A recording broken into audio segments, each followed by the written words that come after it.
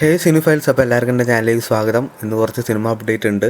ആദ്യത്തെ അപ്ഡേറ്റ് നമ്മുടെ തോട്ടം എന്ന സിനിമയുടെ ഫസ്റ്റ് ലുക്ക് അങ്ങനെ വന്നിരിക്കുകയാണ്. അപ്പോൾ അതിൻ്റെ ചെറിയൊരു ഗ്ലിംസും വന്നിട്ടുണ്ടായിരുന്നു, ഒരു ടൈറ്റിൽ, ഒരു ടീസർ പോലെ.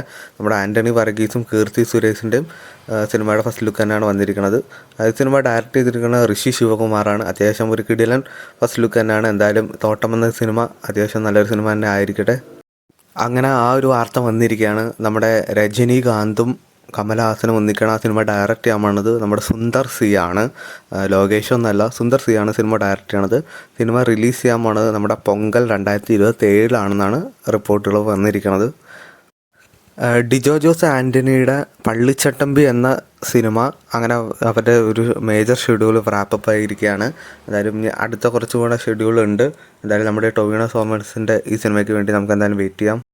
പൃഥ്വിരാജിൻ്റെ ഡബിൾ മോഹൻ എന്ന ക്യാരക്ടർ ഈ മാസം എത്തുകയാണ്. അതായത് വിലായത്ത് ബുദ്ധ സിനിമയുടെ റിലീസ് തീയതി അങ്ങനെ വന്നിരിക്കുകയാണ്. നവംബർ 21 സിനിമ വേൾഡ് വൈഡായിട്ട് എല്ലാ തിയേറ്ററിലും അവൈലബിൾ ആവുന്നത്.